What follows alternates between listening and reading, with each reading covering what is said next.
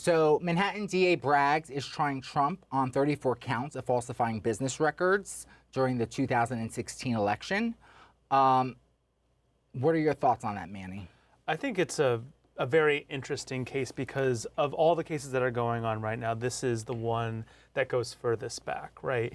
It is actually a blast from the past. It'll be 8 years ago this fall, right, that these events occurred. And essentially what happened during that time was, if you remember the Access Hollywood tape, it came out. It was a big deal because there's a lot of questions about Trump of whether or not he was qualified to be president, whether or not he had that temperament. And I think everyone was kind of surprised that he got the nomination for the Republicans to begin with. So it felt like a little bit of an October surprise. And Trump must have known that he had a lot of other skeletons in the closet.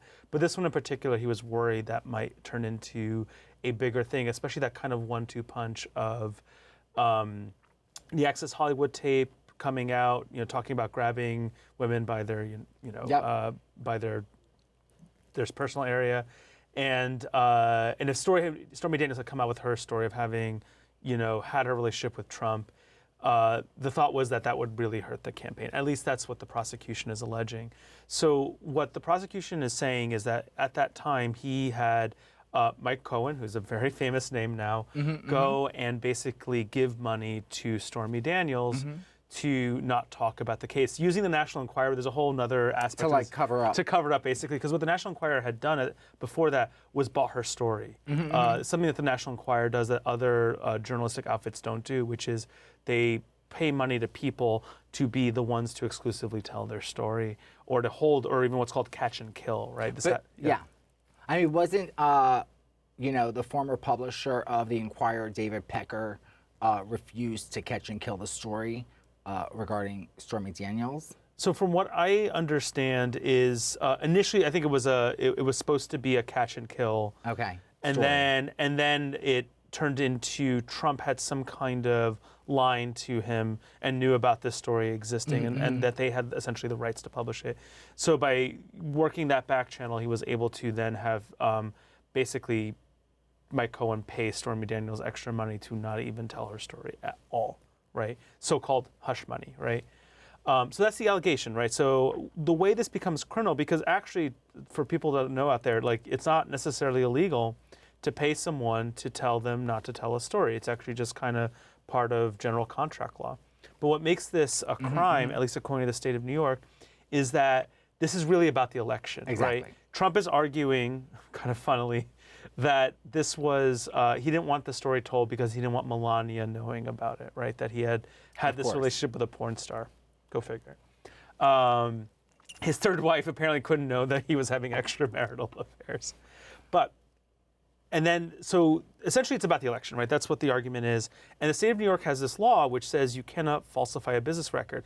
And there are, from what I know, 11 invoices along with a couple other ledger entries. I think they add up to 34 different individual acts that it took to do this, where the payment was made. And what the argument that the prosecutor Bragg and his line prosecutors are making is that payment itself was falsifying, that it was about the election and it was not about some kind of just general payment. But wasn't the idea that, first of all, that the statute of limitations ran out on all of these. So basically what brings this, where he can actually bring charges, is because he's tying it, is it to the election? Yeah, there's a couple of things. So there's a couple weird things about Trump, because Trump was president, right? So this actually kind of affects statute of limitations. And this actually kind of matters for some of the other cases we may talk about, which is when you're president, you can't be prosecuted under the law until, at least this is the general understanding, until your presidency ends, because the argument is that you don't want a prosecutor, let's say in New York City,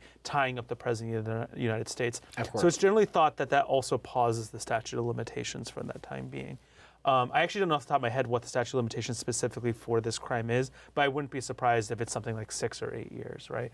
As opposed to, let's say, murder, which has no statute of limitations, or other really big crimes, which, you get a longer amount of time. And you're right, this is like a long time ago. Everyone's like, we're just thinking about this now. And we knew about Stormy Daniels during his presidency, right? So the fact that it's 2024 and he stopped being president January 20th, 2021 is kind of amazing that we're only just getting this case now. I mean, it's 8 years later, Yeah. practically. That's how old this case is. And how do you think the optics look? I mean, For who? For Trump or for the DA? for the DA, that it took this long to bring this to fruition. Do you think that this case looks political? I hate to say this because as an ex-lawyer or, as someone who worked in a court, you don't want to think of the law as political because that's the end of the game right there. And then law, we just become almost like a dictatorship or a place without rule of law. But you're right, there is a feeling that this is feeling a little bit opportunistic, right? We all know the name Alvin Bragg. I mean, how many people would know that name in this country if it wasn't for this case, right? And Trump himself is actually putting his name out there because he's on, Truth Social talking about the DA all the time. And so there is a sense that this is kind of, upping the kind of the notoriety of the DA of Manhattan, right?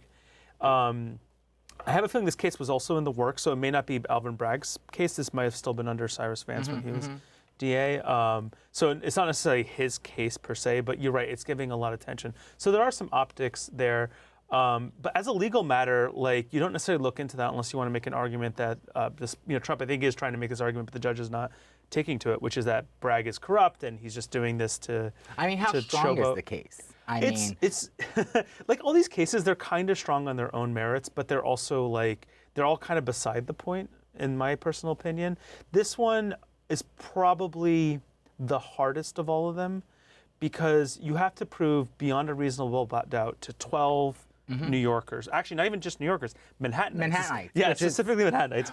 Which is, I don't know if you noticed earlier, there was actually Trump tried to get this trial moved to Staten Island, which is Richmond County. So for those who don't know, New York City, when you get prosecuted, you're actually not prosecuted by the city itself, but in the different boroughs, which are their own counties under New York state law, which means that they have their own court.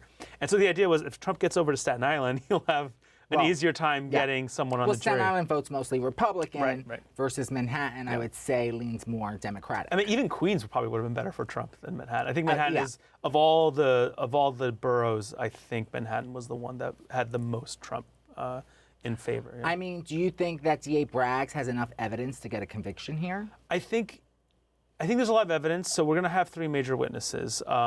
Dave Pecker, who owned the National Enquirer at the time, Mike Cohen, who wrote those checks, and then Hope Hicks, who was his communications director. Somehow, it's somewhat unclear how Hope Hicks falls into all this, but she kind of, I think, knew what was going on and was on the campaign and had some visibility into everything.